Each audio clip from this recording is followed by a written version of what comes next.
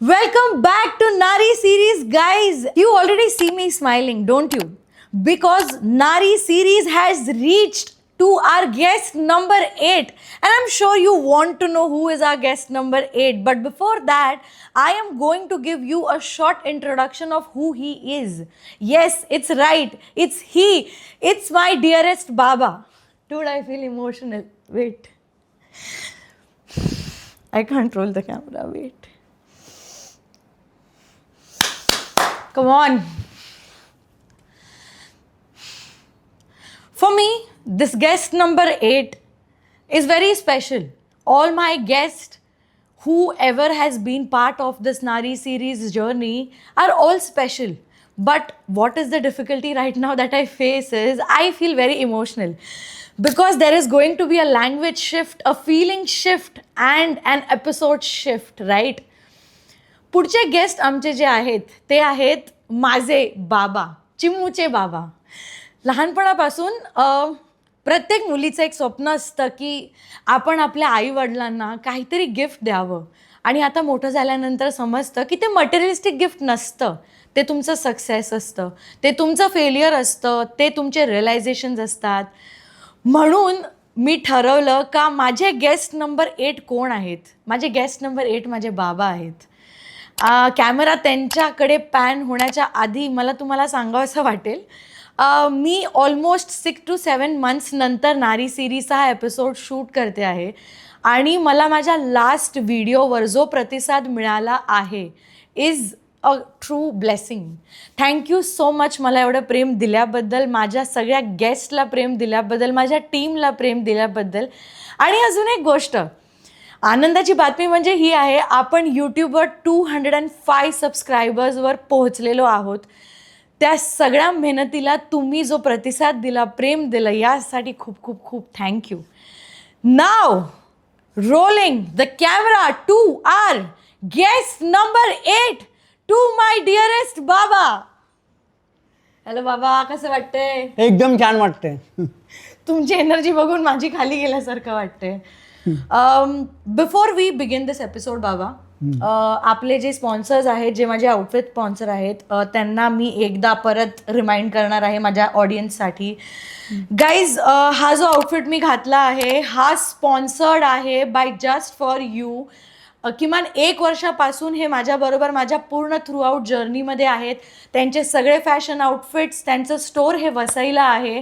कारण मी एक वसईकर आहे आणि वसईकर म्हणून खूप अभिमान वाटतो की मी माझ्या लोकांना, माझ्या कम्युनिटीला पुढे नेण्याचा जो एक प्रयत्न करते तो यशस्वीरित्या पुढे जातो आहे.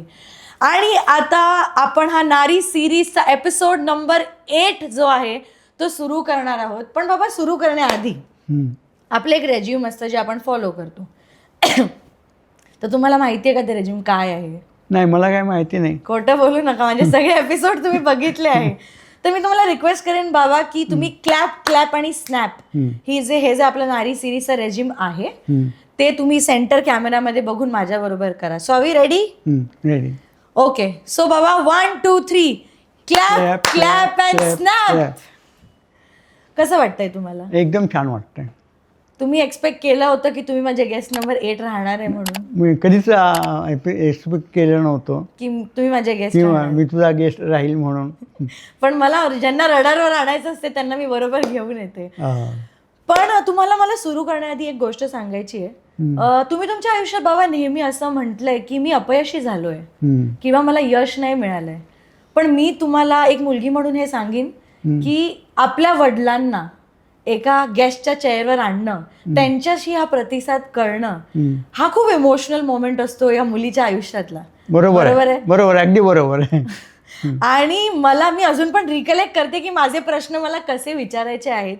तर हा माझा ना बाबा तुम्हाला एक रिवॉर्ड आहे तुमच्या यशाचा. तुम्ही जे एवढे वर्ष माझ्यासाठी, दादासाठी, आईसाठी, आपल्या फॅमिलीसाठी फॉर दॅट मॅटर जे एफर्ट्स घेतले, हा एक रिवॉर्ड आहे. हे तुमचं एक रिमाइंडर आहे की तुम्ही तुमच्या आयुष्यात किती यशस्वी आहात. जेव्हा जेव्हा तुम्ही हा एपिसोड पाहाल, जेव्हा जेव्हा तुमच्या डोक्यात ही आठवण येईल की अरे आपण होतो यार चिमूचे गेस्ट नंबर 8, तेव्हा तेव्हा तुम्हाला रिमाइंड झालं पाहिजे की यश जाणवतं कसं. आणि who other than your daughter can make you feel that. Right? Right right. तर मी तुम्हाला पहिला प्रश्न सुरू करू विचारायला बाबा? हो चालेल. तर बाबा तुमचा पहिला प्रश्न असा आहे, सुनील कोण आहे? आणि मला माहिती आहे की तुम्ही वाशिमला जन्माला आलात आणि तुम्ही तुमचं बालपण हे वाशिमचंच आहे. तर कसं होतं तुमचं बालपण आणि कसं तुम्ही मुंबईला आलात आणि सुनील वाळके आज जे 73 इयर ओल्ड आहेत, हां, त्यांना त्यांच्या लाईफबद्दल काय वाटतं? मी विदर्भात वाशिम नावाचं गाव आहे. तिथल्या त्या छोट्या गावातला मी आहे आणि माझं बालपण शिक्षण हे सगळं वाशिमला झालेलं आहे. अच्छा. आणि मला वाशिमला राहण्याचा किंवा जगण्याचा किंवा पुढे येण्याचा खूप उमेदीचा काळ जो आहे तो मला वाशिमपासून शिक्षणापासून तो सुरुवात झालेला आहे. ॲब्सोल्युटली. मी माझं सगळं शिक्षण हे वाशिमला झालं आहे. अच्छा. आणि नंतर या शिक्षण झाल्यानंतर एक नोकरीसाठी म्हणून बघायचं होतं. ते नोकरी वाशिमला मी बघितली, पण वाशिम गाव हे छोटं असल्यामुळे मला तिथे नोकरी मिळू शकली नाही. अच्छा. आणि म्हणून मला आणि माझी परिस्थिती बेताचीच होती, त्याच्यामुळे मला नोकरी त्या निमित्ताने मला मुंबईला यावं लागलं. म्हणजे आपण असं म्हणू शकतो का तुम्ही तुमच्या करिअरसाठी हा शिफ्ट घेतला? हो. कारण तुम्हाला नोकरी करायची होती. हो हो हो. आणि जेवढं मी तुम्हाला ओळखते किंवा जेवढं मला माझ्या ऑडियन्सला सांगावंसं वाटेल, तुम्ही नेहमी कॉन्फिडंट आहात. तुम्हाला जे तुमच्या आयुष्यात करायचंय किंवा तुम्ही जे ठरवलंय ते तुम्ही खूप सहजरित्या पार पाडलंय. इवन इफ टाइम तुमच्या फेवरमध्ये नाहीये तरी पण तुम्ही टाइम तुमच्या फेवरमध्ये करून घेतलेला आहे. बरोबर आहे? आणि मला माझ्या ऑडियन्सला हे सांगावंसं वाटेल की जे खूप लोक म्हणतात ना की जसं आईच्या इंट्रोडक्शनमध्ये मी म्हटलं की मी जी कोणी आहे ती माझ्या आईमुळे आहे, तर मी म्हणेन की माझ्या आयुष्यातला जो कॉन्फिडन्स आहे, जो आधार आहे, जो इमोशनल सपोर्ट आहे, ते म्हणजे माझे बाबा आहेत. म्हणजे आतापर्यंत मी फक्त हे ऐकत होती की तू तुझ्या बाबांसारखी दिसते, you look so much like your dad. आणि काही सवयींमध्ये तर आई पण आपल्याला म्हणते की बाप तशी बेटी, दोघं सेमच्या सेम आहेत. बरोबर आहे? तर ही गोष्ट तुमची जी आहे ना कॉन्फिडन्सची किंवा आयुष्यात काय करण्याची, ही नक्कीच तुम्ही तुमच्या मुलांना, तुमच्या फॅमिलीला, तुमच्या फ्रेंड्सला हे पास ऑन केलंय. आणि हे जे सुनील आता मी बघते आहे, ऑफकोर्स त्याचं एक यंगर व्हर्जन जे वाशिमला ऑपॉर्च्युनिटी शोधत होतं, त्यांना काहीतरी करायचं होतं, तो सुनील आणि हा सुनील याच्यामध्ये काय फरक आहे? तो सुनील म्हणजे माझं शिक्षण हे वाशिमला शिक्षण हे माझं BCom ग्रॅज्युएशनपर्यंत माझं शिक्षण झालेलं आहे. ओके. आणि त्याच्यानंतर पुढे मला थोडी शिक्षणाची आवड होती, परंतु माझी आर्थिक परिस्थिती व्यवस्थित नव्हती. त्याच्यामुळे मला पुढचं फर्दर एज्युकेशन मला करता आलं नाही. परंतु मला कॉमर्स ग्रॅज्युएट असल्यामुळे मला अकाउंटचं खूप सुरुवातीपासून आवड होती आणि त्याच्यामुळे मी अकाउंटचं काम हे आतापर्यंत करत आलेलं आहे. वयाचे अकाउंटचं काम ही इथे आल्यानंतर अकाउंटचं काम मी शोधलं आणि अकाउंटंट म्हणूनच एवढे वर्ष मी वयाच्या 70 वर्षापर्यंत अकाउंटचं काम केलेलं आहे. आणि त्याच्यानंतरसुद्धा आता पण मी थोडं काम अकाउंटचं काम करत असतो. म्हणजे तुम्ही इनडिरेक्टली असं म्हणताय की तो यंग सुनील जो होता तो मुंबईला आला, त्याचा इंटरेस्ट आधीपासून अकाउंटच होता? हो, अकाउंटचं मला सुरुवातीपासून खूप आवड होती. अच्छा. म्हणजे गाईज, अगर सबको समज रहा है किंवा तुम्हाला कळतंय आम्ही काय बोलतोय ते, माझे बाबा आधीपासून मालामाल आहेत. ओके. तेव्हा पण ते हार्डवर्किंग होते जेव्हा ते यंग होते, पण त्यांच्यामधला जो आपण म्हणतो ना जज्बा असतो आयुष्य घडण्याचा फॉर दॅट मॅटर ऑल्सो, ते त्यांनी खूप यशस्वीरित्या पार पाडलंय. एकदम बरोबर. कारण तुम्ही अकाउंट्स जसं म्हणता आणि तुम्हाला माहिती आहे की accounts is not my subject. म्हणजे आकडे दिसले की माझं डोकं मोडतं, मला कळत नाही. आणि तुम्ही अकाउंट्समध्ये तुमचं जे करिअर केलं, मी तुम्हाला लाईफमध्ये बाबा खूप ओव्हरटाईम करताना पाहिलंय. ऑफिसमध्ये अकाउंट्स, मग घरी आल्यानंतर टॅली शिकणं किंवा अकाउंट्सचे फाईल्स मेंटेन करणं, आणि 70 इयर्स पर्यंत तुम्ही तुमची जर्नी ऑफ वर्किंग ही ठेवली. तुम्हाला माहित नाहीये बाबा, पण ही खूप मोठी गोष्ट आहे.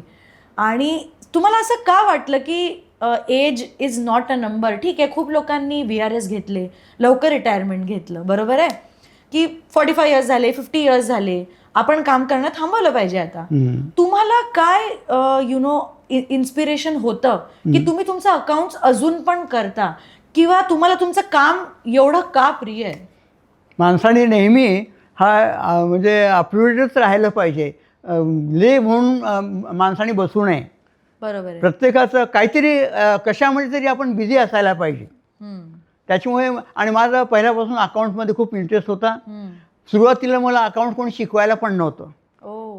मग तुम्ही स्वतः शिकले?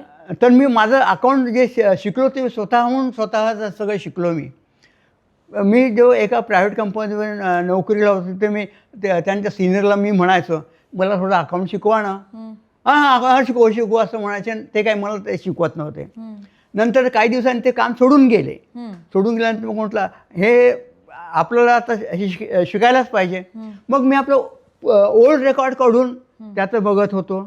याची एंट्री कशी हे केली, त्याची एंट्री कशी पास केली, याचं कसं पोस्टिंग केलं, त्याचं कॅशबुक कसं लिहिलं, मग त्याच्या एंट्रीज कशा हे व्हायला पाहिजेत. मग हे सगळं करून मग त्याची बॅलन्स शीट कशी बनायला पाहिजे, बॅलन्स शीटमध्ये प्रॉफिट कुठे आहे, लॉस कुठे आहे, कोणती एंट्री कुठे टाकायच्या, हे सगळं मी ओल्ड बुक रेकॉर्ड काढत होतो आणि त्याच्यावर मी हे सगळं शिकलो. तुमची शिकण्याची जी जिद्द होती ना, मी म्हणेन की ती तुमची लाईफ मधली करन्सी होती. बरोबर आहे? बरोबर आहे की शिकायचं तर आहे. तुम्ही मला जरी नाही शिकवलं, कोणी रिस्पेक्टिव्ह XYZ पर्सन आहे, त्यांनी आपल्याला शिकवलं नाही, पण आपल्याला शिकायचं तर आपण कोणतीही गोष्ट आयुष्यात शिकू शकतो. हो, कधी पण शिकू शकतो. पण फक्त स्वतःची जिद्द पाहिजे, स्वतः मनात हे पाहिजे की नाही मला हे शिकायचं म्हणजे शिकायचं, तरच माणूस शिकू शकतो. बरोबर आहे. पण जसं तुम्ही म्हणालात, सॉरी कट केलं तुम्हाला, कंप्लीट करा तुम्ही. मला तुम्हाला हे विचारायचं होतं की तुम्ही म्हणालात तुम्हाला अकाउंट शिकवायला कोणी नव्हतं, तुम्ही जे काही शिकले ते रिडिंग पासूनच शिकले, राईट? बरोबर आहे. तर पण मी ऐकले की तुम्ही खूप लोकांची मदत केली आहे, तुम्ही खूप लोकांना अकाउंट शिकवलंय. मला जे येत होतं ते मी कोणी पण मला विचारलं तर हे असं नाही, हे असं कर, ते तसं नाही तसं कर, हे असं केलं आणि असं होत असते. सगळ्यांना मी माझ्याकडून जे मला माहिती आहे ते मी गाईडलाईन सगळ्यांना देत गेलो. तुम्ही पास ऑन केली, राईट? आणि पास ऑन केल्याने काय असतं माहिती आहे का, त्याला माहीत होण्याच्या ऐवजी आपल्याला ते जास्ती प्रॅक्टिस होते, रिव्हिजन होते, प्रॅक्टिस होते. बरोबर आहे. मग तुम्ही मला एक टेंटेटिव्ह सांगू शकता का बाबा की तुमच्या ऑफिसमध्ये किती साऱ्या लोकांना तुम्ही अकाउंट शिकवलं असेल? खूप जणांना मी अकाउंट शिकवलं. कोणाला इंटरेस्ट असायचा किंवा कोणाला इंटरेस्ट नसायचा. पण तुम्हाला नेहमी असं वाटलं की आपल्याला जे येतंय ते आपण शिकवलं पाहिजे. पण मला जे येते ते मी कधीही लपवून ठेवलं नाही. काही लोकांची टेंडन्सी असते की आपल्या व्यवस्था जे आहे ते आपण कोणाला द्यायचं नाही. बरोबर आहे. पण मी ते तसं कधीच केलं नाही. ॲब्सोल्युटली. जे आपल्याला येते आपल्याला द्यायला काय आहे, आपलं जे आहे ते लोकांना कोणाला गरज असेल तर त्याला फायदाच होईल, बरोबर, नुकसान होणार नाही. बरोबर आहे. म्हणून मी कोणालाही माहीत असेल त्यांना सांगत गेलो. म्हणजे इन शॉर्ट बाबा तुम्हाला जे वाटतं ना की कधी कधी की मी काही लोकांना शिकवलंच नाहीये किंवा मी काही दिलंच नाहीये, पण बाबा तुम्ही विद्या दिली आहे लोकांना, तुम्ही सरस्वती दिली आहे लोकांना, आणि नॉलेज आणि एज्युकेशन पेक्षा मोठी चॅरिटी नाहीये. आपण किती सारे NGOs बघतो आज, आपण किती सारे टीचर्स, कोचिंग क्लासेस, प्रोफेसर्स बघतो जे मुलांना शिकवतात, घडवतात, पण तुम्हाला टीचर नसून सुद्धा तुम्ही तुमची स्वतःची लेगेसी बनवली. That is a very huge definition of who Sunil Walke is. आणि मला माहित नाही या पूर्ण एपिसोडमध्ये मी किती वेळा हे म्हणणार आहे, but I am very proud of you बाबा, व्हेरी प्राऊड ऑफ यू. कारण मला माहिती आहे, आपण असं म्हणतो ना मराठीत की एकटा जीव सदाशिव, बरोबर? तो एकटा जीव असून पण लोकांना त्या गोष्टी पास ऑन करणं, लोकांची मदत करणं, ही तुमची जी वृत्ती आहे ना बाबा, मला वाटते की ही तुम्हाला आयुष्यात खूप पुढे घेऊन आली आहे. आता तुम्ही रिटायर आहात, बरोबर आहे, आणि आता तुम्ही हे सगळं खूप चांगल्या पद्धतीत प्रोसेस करू शकता की मी ऑफिसला जायचो तर असे लोक भेटायचे, मी अशा गोष्टी शिकवायचो किंवा शिकायचो सुद्धा. तर चांगलं वाटलं तुमचा हा प्रवास ऐकून. आणि मी 28 वर्ष तुमच्या सानिध्यात राहिली आहे आणि या तुमच्या सानिध्यात राहण्यापासून मी ही गोष्ट खूप शिकली आहे की नाही झालं इट्स ओके, हम्म. बट करत राहायचं, काहीतरी प्रयत्न करायचा. 10 जागी तर 10, 20 तर 20, 50 तर 50, पण प्रयत्न करत राहायचा. प्रयत्न कधी थांबवायचा नाही माणसाने. येस. आणि प्रयत्नच बहुतेक कधी ना कधी, आता इमिडिएटली नाही, पण कधी ना कधीतरी त्याचं तुम्हाला फळ मिळणार. फळ मिळणार. ॲब्सोल्युटली. आणि ते फळ तुम्हाला मिळालंय असं मला दिसतं. हो हो. कारण जेन्युनली तेवढा टाइम आपण ऑनेस्टली लहानपणापासून एकमेकांबरोबर स्पेंड नाही केलाय. हम्म. बरोबर आहे. पण माझ्या आठवणीतले कायम माझे बाबा असेच आहेत की जे मेहनती आहेत, जे लागवे आहेत, लोकांना जीव लावतात, जी त्यांची विद्या लोकांना पास ऑन करतात आणि खूप मदतू आहेत. कायम सगळ्यांना मदत करणारा हा जो पुरुष आहे, याला मी लहानपणापासून पाहिलंय आणि मी त्यांच्याकडूनच या सगळ्या गोष्टी शिकली आहे. तर तुमचा हा अनुभव आणि प्रवास ऐकून थोडासा हेवी पण वाटतंय मला, but immensely very proud of you बाबा. थँक्यू. पुढचा प्रश्न विचारू तुम्हाला? चालेल. पुढचा प्रश्न थोडा ट्रिकी आहे बाबा. हम्म. तर तुम्ही मला सांगा, how do you want to answer that. ठीक आहे. 73 इयर्स अँड काउंटिंग, तुम्हाला तुमच्या फॅमिलीबद्दल काय वाटतं? माझी फॅमिली म्हणजे मी वयाच्या 30व्या वर्षी माझा विवाह झाला. 30. गाईज, बाबांचा 30 इयर्समध्ये जेव्हा ते 30 होते तेव्हा त्यांचा विवाह झाला होता. Anybody who's is asking me when am I going to get married, that I don't know, but my father married when he was 30. So I will think. So you can not ask me. मी gents म्हणून, मी पुरुष म्हणून माझं लग्न हे 30व्या वर्षी झालं, 29 एंडला. पण तू मुलगी आहे त्याच्यामुळे तुझं 25, 26ला लग्न व्हायला पाहिजे. गाईज, आता हे पॉडकास्ट एक डिबेट होणार आहे ऑनेस्टली. ठीक आहे, आय अंडरस्टँड युअर पर्स्पेक्टिव्ह. जेव्हा तुम्ही म्हणता की 25व्या वर्षी झालं असते, पण हे पण मी तुमच्याचकडून शिकली आहे की प्रेमाने पोट भरत नाही, पैसा लागतो जगायला, मग तो कमवायला पण वेळ लागतो. पण कुठे कमवायला नुसता वेळ लागून उपयोग नाही, त्याच्यात वेळ निघून गेलेली असते. त्याच्यामुळे कमी पैसे मिळून आपण त्याच्यात जे आहे त्याच्यात ॲडजस्ट करून सॅटिस्फाईड होऊन पुढे जायचं असते. ते करणारच आहे, असं नाही की करणार नाही आहे. बट तुमच्या ॲस्पेक्टनी जेव्हा 25 वर्षात एका मुलीचं लग्न व्हायचं बाबा, तेव्हा मुली डिपेंडंट होत्या, तेव्हा मुली जॉब नव्हत्या करत. किंवा जर तुम्ही बघायला गेलात तेव्हा मुलींचं इंडिपेंडन्सी, असं जर तुम्ही म्हणालात, त्यांच्याकडे त्यांची इंडिपेंडन्सी कधीच नव्हती. नाही, पण तसं म्हटलं तर तुझी आई, माझी मिसेस पण ती एम्प्लॉईड होती. तिचं पण लग्न 25व्या वर्षी झालं. ती सर्व्हिस करणारी होती. बरोबर. पण बाबा मला आता नाही करायचंय. ओके. ओके, मी तुमच्या आन्सरशी कन्व्हिन्स्ड आहे. ठीक आहे, I will for sure give it a thought. मी घरी जाऊन ना विचार करीन. ठीक आहे. तुम्ही मला या प्रश्नाचं उत्तर द्या की 73 इयर्स अँड काउंटिंग, तुम्हाला तुमच्या फॅमिलीबद्दल काय वाटतं, ह्याचं उत्तर तुम्ही मला द्यायचं आहे. मी वयाच्या 30व्या वर्षी लग्न झालं हे सांगितलेलं आहे. आणि त्याच्यानंतर वयाच्या 70व्या वर्षीपर्यंत मी माझी नोकरी केलेली आहे. आणि आता मी 73 वर्ष झालो.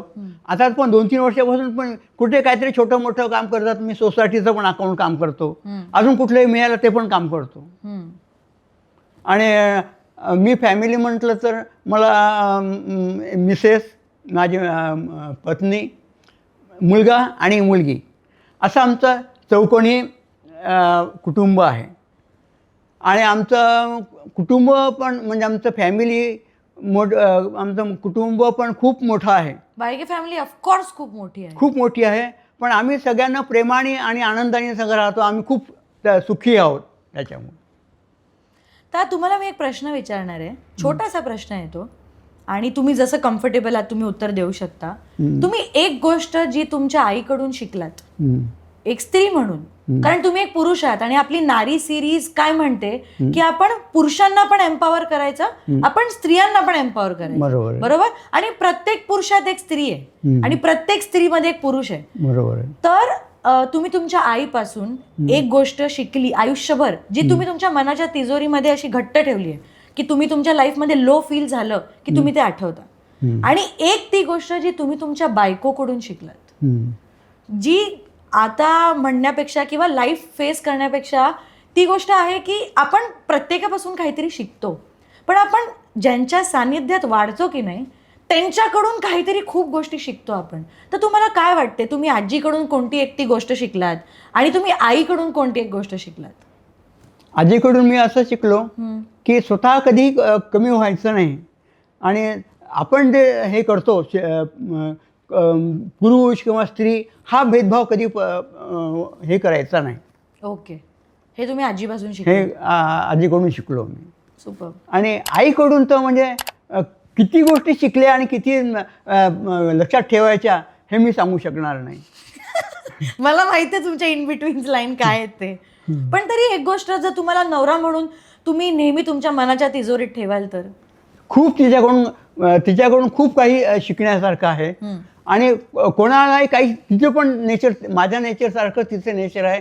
कोणालाही मदत करणे, कोणाला काही शिकवणे, कोणाला पण हे करणे. True true true. तिच्या, आणि तुम्ही ही गोष्ट एकदम बरोबर बोललात की ती एक तिजोरी आहे. तुम्ही तिच्याकडून एक पर्टिक्युलर गोष्ट शिकू शकत नाही, तुम्ही तिच्याकडून खूप शिकता. बरोबर आहे. पण ते कधी कधी सांगता पण येत नाही आपल्याला, व्यक्त नाही करता येत. व्यक्त करता येत नाही. पण आय एम शुअर बाबा, आई जेव्हा हा पॉडकास्ट बघेल, जेव्हा हा रिलीज होईल, बरोबर आहे, she is also going to feel very proud of you. Because तिला लाईफमध्ये किंवा एका स्त्रीला असं म्हणायला गेलं तर आपल्या पुरुषांकडून, आपल्या माणसांकडून, मित्राकडून की नाही आपल्याला कौतुक हवं असतं, आपल्या माणसांकडून एस्पेशली आपल्याला हवं असतं. आणि तुम्ही ज्या छान पद्धतीत आजीबद्दल एक गोष्ट आणि आईबद्दल एक गोष्ट जी सांगितली ते पाहिल्यानंतर आय एम शुअर की ती खूप खुश होणार आहे. आता एवढं अटेन्शन जर आलंच आहे तर गाईज, बहती गंगा में मैं हात धोना चाहूंगी, तुम्ही माझ्याकडून एक गोष्ट काय शिकलात? तुझ्याकडून की खूप या नारी सिरीजमुळे तू खूप मोठे पुढे आलेली आहे. आणि सगळ्यांना अभिमान, त्याच्या सगळ्यांपेक्षा मला जास्त स्वाभिमान आहे की आज नारी म्हणून तू जगात समोर आलेली आहेस लोकांच्या. थँक्यू बाबा. Can we cut please?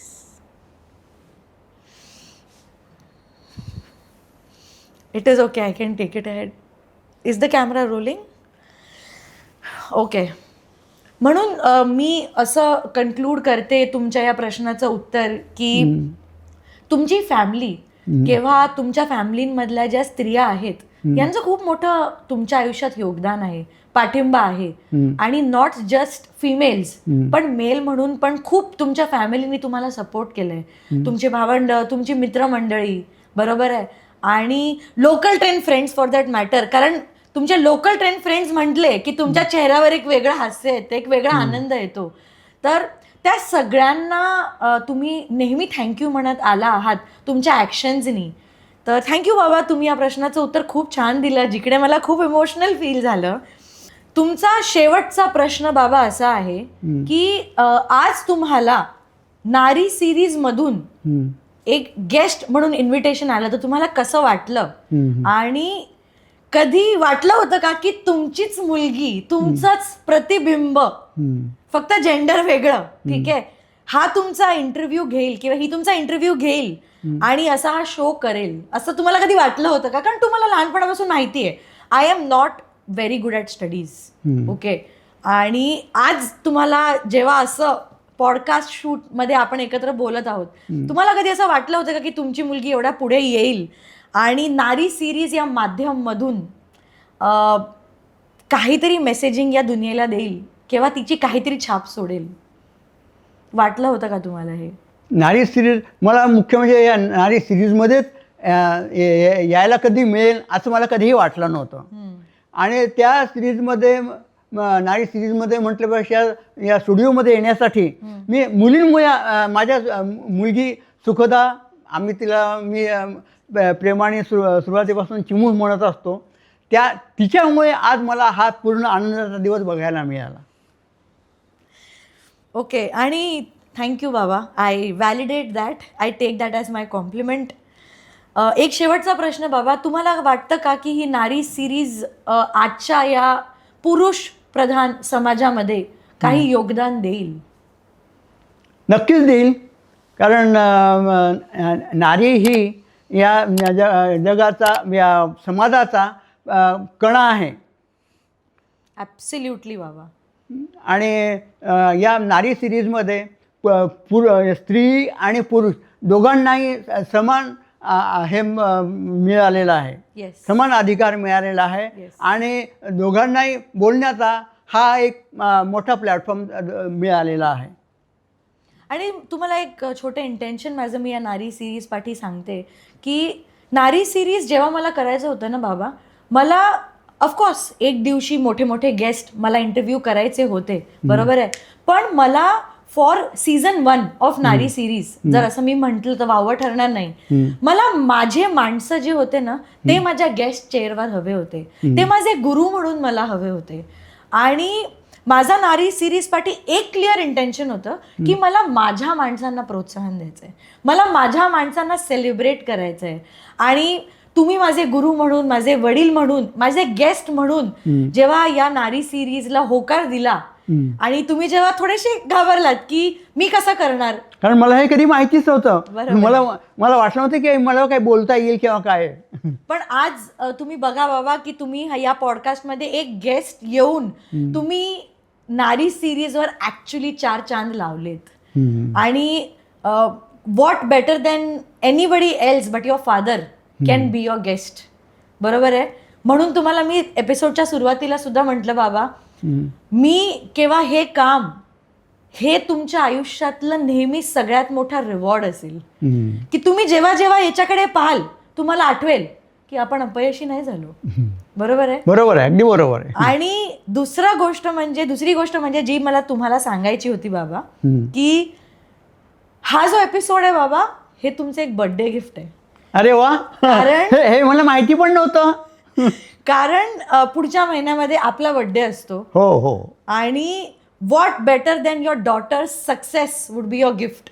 Thank you. तर हा एपिसोड नंबर 8 हा माझ्या बाबांसाठी आहे, त्यांचं बर्थडे गिफ्ट म्हणून आहे. ही त्यांची यशाची पुंजी आहे असं म्हणेन मी. आणि episode number 8 with our guest number 8 आपण बॉटमला आणूया, एंड करूया.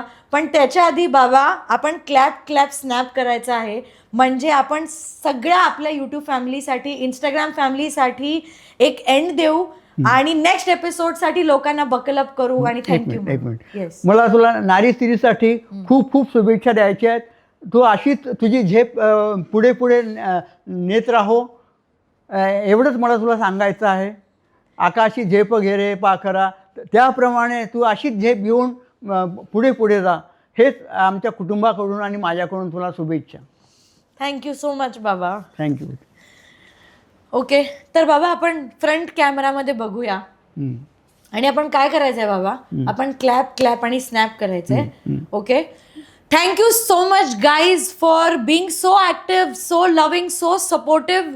And I am very emotional. मला खूप भावूक व्हायला होत आहे. कारण आपण असं म्हणतो ना, झाकीर खानचा शो जसा होता पापा यार, आणि लहानपणापासून मी मराठीत म्हणते अरे यार बाबा, तो फायनली मी अनुभवला. आणि तुम्ही सगळे जेव्हा हा एपिसोड बघणार आहात तेव्हा नक्कीच तुम्ही हे सुख उपभोगणार आहात, सुखदाच्या बाबांबरोबर, चिमूच्या बाबांबरोबर. तर बाबा आपण क्लॅप स्नॅप करूया का? चालेल. चला, 1 2 3 clap and snap. Thank you so much for being my guest number 8 बाबा. थँक्यू. Thank you so much.